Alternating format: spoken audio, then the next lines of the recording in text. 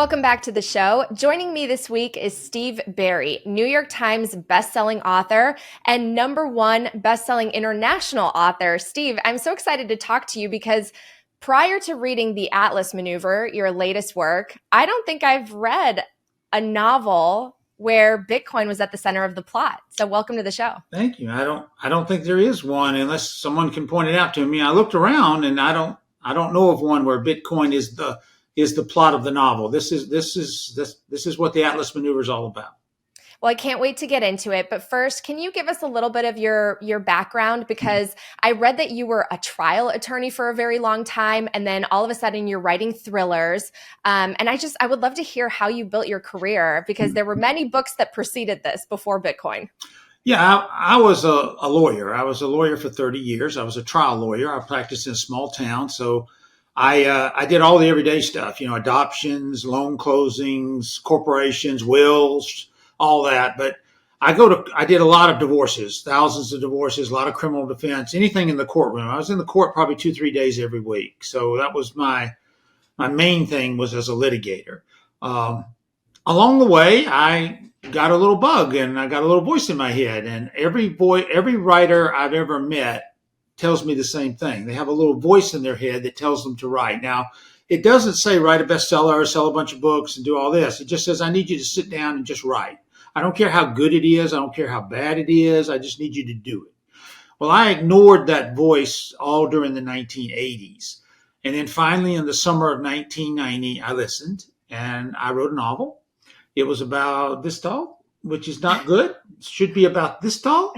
It was 170,000 words. It was pretty horrible, pretty, embarrassing to read, and the way it's written and everything. But it's the only manuscript of mine I kept. I actually still have it. It's right over here in the cabinet right here. And Wow. and the reason why I kept it was because it's probably the best thing I'll ever write in my whole life. And the reason for that is it's because I started it and I finished it. The vast majority of writers do not finish what they start. And I know this from teaching over 3,000 writers around the country. So it's hard to get writers to finish what they start. But I finished it. It was awful, but I did. I wrote 7 more manuscripts after that over a 12-year period. 5 went to New York houses. They were rejected 85 times. I made it the 86th time, 12 years after I started. So mine was a long process to get published. And I started writing in 1990. I published in 2003. Wow. So now we're in the 21st year of publishing, and we have 26 novels and 26 novels is what we have right now total. Wow. I find these stories to be really inspiring, but also fascinating. So I have 2 questions. #1, why did you stick it out? Why did you keep writing amidst sort of the rejection? And #2, why do you think the book was finally published? Like, do you think it was a matter of just the right publisher? Your writing had evolved? How did that work? Well, I kept writing because of the little voice in my head. That's what keeps you going. The little voice just nags at you. If I don't write, it nags at me and drives me crazy. So if I write, it shuts up. And that's what it is. Now, you're born with the little voice in your head, but you're not born knowing how to write. You have to learn the craft of writing, and that takes time. And it took time for me to learn that. How I got published is very simple. Nothing changed for me, but the world changed is what happened. In 1990, the Cold War ended, the Berlin Wall fell, the Soviet Union collapsed, and the spy novel died. It just basically went away. By the mid-90s, it was dead. By 2000, it was cold and buried in the ground. That genre had ended pretty much. Then in 2002, Random House bought a book from an unknown writer, a guy who basically failed in his first 3 novels. But the 4th book was a little different. It was Action, History, Secrets, Conspiracies. It's called The Da Vinci Code. Oh, wow. They bought the book for that. They were looking for books to go with that. Now, this is a year before it's published, so nothing's happened yet. And guess what I was writing? Action, History, Secrets, Conspiracies. So on the 12 years after I started, on the 86th time, I was at the right place at the right time with the right book, and I was there. And I tell people all the time that I'm the perfect example of don't quit. Stay in the game. Stay in the game. Keep playing. You may strike out, but keep swinging. One day you'll hit the ball. I love that. Okay, so your latest book is The Atlas Maneuver, and all of those components, those themes that you just listed are in there. It's a Bitcoin thriller. So first of all, why did you decide to write a book about Bitcoin? Can you share a little bit about your Bitcoin journey? Well, it was a concept that I knew absolutely nothing about, but I was fascinated by it. It was just interesting. It was just very like, this is intriguing. This is like when the 49ers back in the 19th century went out west and started panning for gold in a stream, or they dug in the ground looking for a gold vein. Sometimes they hit a vein, sometimes they don't. But and sometimes they're in the wrong place, sometimes they're in the right place. It's very similar to Bitcoin with the equations and solving the equations and getting them done, and you gain a reward for that if you do it correctly. It was just fascinating to me. The whole concept was. And then as I looked at it more and more, I began to discover that there might be a tiny little flaw in the system, a little flaw in the Bitcoin system, which is very interesting. To exploit that flaw, though, you need a lot of money. You need a lot of money. So I made sure to give my bank a lot of money. And it comes from a World War II treasure known as Yamashita's gold, Mhm. which is real. And what happened to that gold after the war, which is real. And I just tweaked it a little bit, and put it together and created the Atlas maneuver to sort of exploit that little flaw in the Bitcoin system. The anonymity that you have with Bitcoin is wonderful, but it cuts two ways. It's a two-edged sword. It can cut two ways. And I wondered about that. And I talked to some Bitcoin folks who do this for a living, who are very knowledgeable about Bitcoin. I explained to them, am I looking at this correctly? And they said, yeah, but it'd take a lot of money, is what they said. Nah, that's no problem. I can get a lot of money. We can make that happen. Coin Stories is brought to you by Bitdeer, where the power of Bitcoin mining is at your fingertips. As a publicly traded leader, Bitdeer's global reach and scale means they're everywhere you need them to be, ensuring you're part of the thriving Bitcoin economy. Bitdeer's not just mining, they are industry pioneers. And Bitdeer stands alone as the only vertically integrated, technology focused Bitcoin mining company. What does that mean? Well, they're not just deploying, but developing the latest tech to make Bitcoin mining more efficient and effective. With the industry's most experienced leadership team, innovation is in their DNA, and it shows, with a quarter of their workforce dedicated to research and development, pushing the boundaries of what's possible in Bitcoin mining. Now they're leveraging years of expertise in data center and cloud management into high performance computing through a recently announced partnership with NVIDIA. Join Bitdeer in reshaping the world of Bitcoin mining. Learn more at bitdeer.com and explore how they are pioneering the future today. So fascinating. I mean, you did incorporate so much history. You explained Bitcoin mining. You explained gold, the history of money. You even, you talked about countries adopting it. And one thing that I want to ask you about, and I hope this doesn't give away too much because I won't say the characters' names, but you decided to give an identity to Satoshi Nakamoto, I did. and I it's did. a woman. Oh, of course. Why? Well, it just worked out well. It worked out how the way I plotted the novel, and we'll have to walk careful here, so I don't want to give anything away. But her being that works perfectly to make the plot work and to go together and fit. And the great thing about Satoshi Nakamoto, we don't have a clue. We don't have a Mhm. clue who, what, it. It could be an it. It could be a group. It could be a. We don't know. And so I can do anything I want to with it. And so I just created my own version of Satoshi Nakamoto. Was she inspired by anyone in your life? No, no, she's purely a fictional character, purely fictional characters, and so it came out nice. She's named after a neighbor of ours, Kelly Estes. And Yes. so yeah, so I know Kelly. Shout out to Kelly and yeah, Brian. I love them. Kelly Austin is her maiden name. Yes. Okay. So that's where it came from. And then Susie Baldwin, who is the other name of that character, is a neighbor also lives down the street. So Okay. Well, spoiler alert. Spoiler alert. We don't want to share too much. Okay.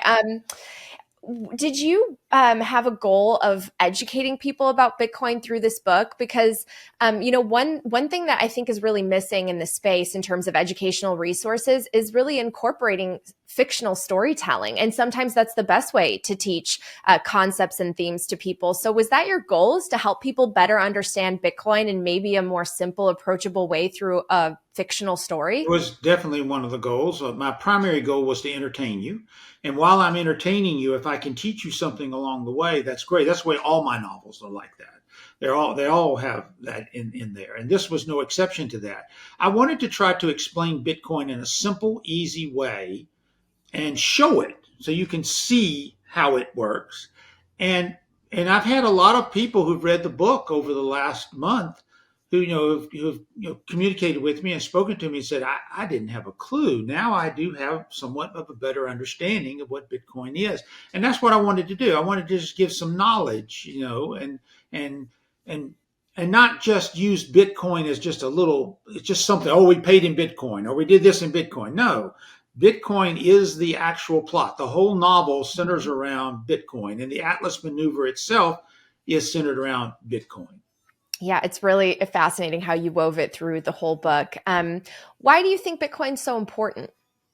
Well, it's just another example of money and wealth and the transfer of it between individuals. We've been doing it for 2 millennia, or longer. And there were all kinds of things they used to trade. They trade, salt, cattle, pieces of iron, everything. All these things had value, and they traded them for other things of value. Because you hear that all the time.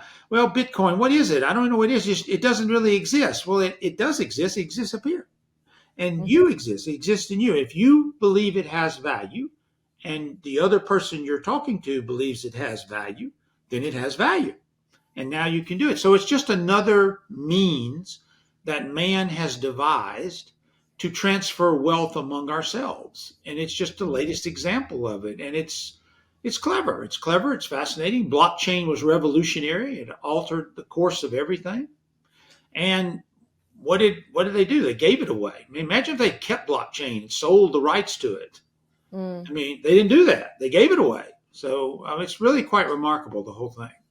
Yeah, and you talk a little bit about that, about how money is in some ways this shared belief system. And so when something is not tangible at all, it really kind of does rely on all of us trusting this very intangible digital thing. One thing I remember kind of noting towards the end of your book is one of the characters said that Bitcoin is like a religious experience. Mm-hmm. And then you kind of went to explain that. And I was wondering if you can touch a little bit on that, because I felt some religious undertones throughout the book. And when I was reading a little bit about your biography, I don't know if this is true or not, but I read that a nun gave you kind of like the inspiration and grittiness to pursue writing and publishing. Is that the case? And can you talk about why Bitcoin is a religious Well, experience?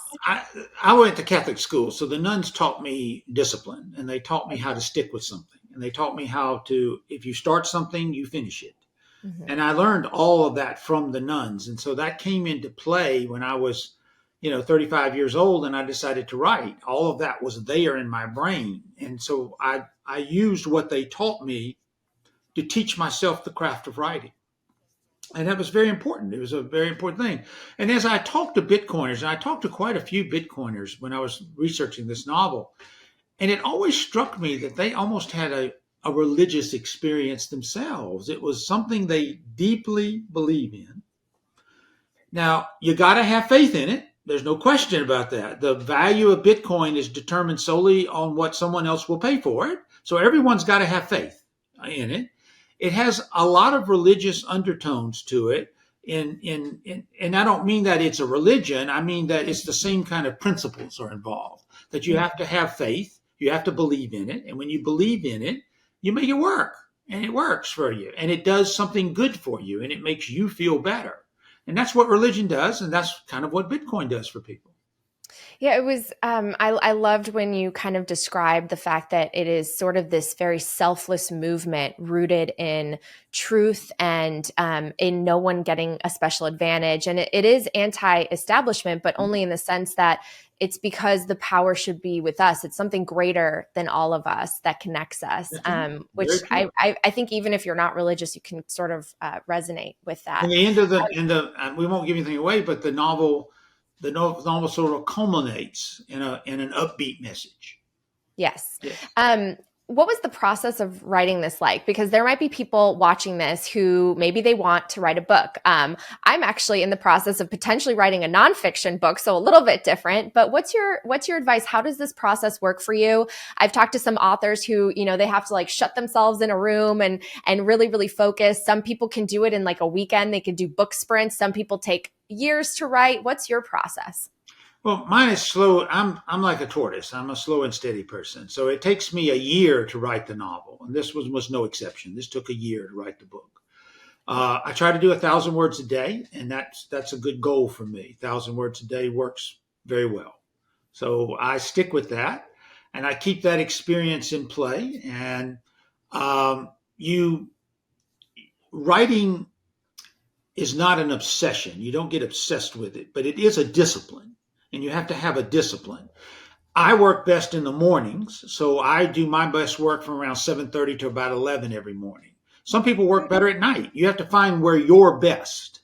Set your time aside and write your book and sit down and put it together. This particular book, the idea occurred to me when I was studying and reading. I read maybe 40 or 50 books on Bitcoin.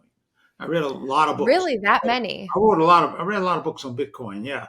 This was in the 6 months before I started writing, when I was formulating the plot. And Mm. I read quite a few. And then I was fortunate I have people nearby that I can sit down and ask questions to, who do this for a living, who Bitcoin is their living. So I was able to pick this apart, particularly when I was looking at some flaws in the system. I was interested in those flaws. So I wanted to put that together. I wanted it believable. I wanted it to make sense. I wanted it to be something that you read and go, well, if all that fell into place, it actually could happen. Yeah, it could. And I wanted it to be, but I wanted at the end to have a message of upbeatness, Hmm. of hope. Yeah. Hmm. Which Bitcoin really represents. Were you someone who's been fascinated with the identity of Satoshi Nakamoto at all? And do you think that there will be a time where we find out who it is, or those coins in the wallet move? Yeah, it'd be interesting if they ever move, because everyone says if they ever move, there'd be some repercussions from that. But it'd be Well, I interesting. think a lot of people would lose faith, right, Yeah, in the network. Yeah. that's what I'm saying. They sort of they're like a glue that kind of holds it together. But if Nakamoto starts selling off, what am I supposed to do? I wonder about that though. I wonder if Bitcoin has not grown to a point now that it could survive that. Hmm. I'm not so sure that it could. It's time for a quick break to hear these messages from my partners who make this podcast possible. First up, Bitcoin 2024, the world's largest Bitcoin conference, is coming to Nashville this July. Join us for 3 amazing days of keynotes, panels, networking events, workshops, concerts, and my 3rd annual Women of Bitcoin brunch. The Bitcoin conference is actually where I launched my podcast almost 3 years ago. You never know what can happen or who you can meet here. Head to b.tc/conference and use the code HODL, HODL, for 10% off. And finally, the why of Bitcoin is easy to grasp, but the how can be so confusing. The Bitcoin Way is your professional Bitcoin IT and security team that offers personalized one-on-one support to guide you through cold storage, setting up a node, inheritance planning, privacy best practices, and more. Don't take my word for it. Take 82-year-old customer Bill's. Give the Bitcoin Way a try. You will be well on your way to owning and protecting the greatest money ever discovered. Set up your free 30-minute consultation with the Bitcoin Way today. All right, back to the show. In terms of just being able to publish a Bitcoin book, because you have so much experience and you've had so much success, were they like, okay, sure, we trust you? Or was there any pushback? Because one thing that I find is that in the mainstream, there's still a little bit of apprehension about Bitcoin, because there's this belief that it's used only in illicit activity and it's nefarious and used by criminals. So publishing, such a mainstream major author, did you get any pushback? No, my publisher pretty much trusts me to pick the plot. I told them early on I wanted to do something with Bitcoin. I told them what I wanted to do. So no, I didn't have a bit of problem. And you're right. There is the problem with Bitcoin is you got to understand it. Mm-hmm. If you understand it, it's not so bad, because then you understand it. I got it. And it's not a perfect system. It's not a perfect system, but it's a good system. And it works, and it's doing fine, and it runs itself. there's no one running it. It runs itself. And that's what's kind of interesting about the whole thing, that there's no central bank, there's no central government, there's no regulatory agency. Now that can also cut two ways, as we've seen with exchanges and things that have gone wrong. It can cut two ways, but the point is there's nothing there. That's the whole idea of it. That's where it was created. And I went with the CIA creating it legend because it just worked good for my book. But I made clear in the writer's note in the back that we don't have a clue whether that's true or false. Yeah, I was actually going to ask you about that because there are some conspiracies. There are even people who I've talked to who the reason they don't want to invest in it is because they believe that it's some sort of government project. It was contrived by the CIA, and they therefore are totally dismissive. What do you say to that? I love the CIA started it in 2008 and 9 because they thought the system was going to collapse, the financial system. They wanted a peer-to-peer system. That's what you wrote in the book. Yeah, and I was told that, and I read about that. There's stuff written on this subject, and it just, I said, that's cool. I mean, remember, I write action, history, secrets, conspiracies. So I said that's perfect. I'm going to use that. That works out great. Then I created my bank, the Bank of St. George, which actually did exist for about 400 years. It was the oldest bank in the world. Napoleon got rid of it in 1805. I just kept it going. And then I had a war between the bank and the CIA. They're going at each other. That's my novel. That's a plot. That's where the plot comes into play. And Bitcoin, it all revolves around Bitcoin, all revolves around that. And so it all kind of came together nicely. The whole package worked out really well. So does this mean that you're going to focus on Bitcoin in future books? And will we see a movie about this? That would be great if somebody did. There's a lot of talk about movies or TV shows, but nothing concrete, just a lot of talk about it, right? Who knows? It may happen. I don't know if I'll go back and do another Bitcoin thriller. No, because I try to do one thing and then move on. All of my books take something from history, something real, something you may not know a lot about, but you want to know more about. And then I weave that modern day thriller around it. And so this one was Yamashita's Gold and Bitcoin. So I probably wouldn't come back to it. No, I probably have done my duty in helping to explain the system to the world. Well, if it does turn into a movie and you need a newcomer, I want to audition for Kelly Austin's role. Okay, you're gonna have Kelly Austin's role. She's tough now. I know. There were elements of characters that reminded me of Dagny Taggart from Atlas Shrugged. Have you ever read that? But yeah, I'm not. I didn't do that consciously. It's just interesting. All of my female characters are very strong. Yes, I have very strong female characters. I don't have any weak, mealy mouth, crying. There's none of that in there. My female characters are all very tough, very tough. Yeah, no, I really appreciate that. Well, what do you want people to get out of this book? I know we talked about the education element, but there are so many books out there, and most of the Bitcoin books are obviously nonfiction. They go over the history of money. But in general, I mean, you said you want to entertain. So when someone picks this book up and they, prior to this, knew nothing about Bitcoin, what do you hope they walk away with? Well, number one, I want you to go, hey, that was fun. I just had a fun time because my job is to entertain you. I'm an entertainer. That's what I do. If when you're done, you go, I got a better understanding about that now. That's not so much a mystery to me anymore. That's not, I won't say anymore, what's this Bitcoin thing? What's that all about? I kind of have an understanding about it now. That's what I hope for. And I tried to do it as simple a way as I possibly could and as basic as I could. But I also wanted to show you. So there's some things that happen in the novel where you can see it working. Mm-hmm. And I tried to keep it as close to reality as possible.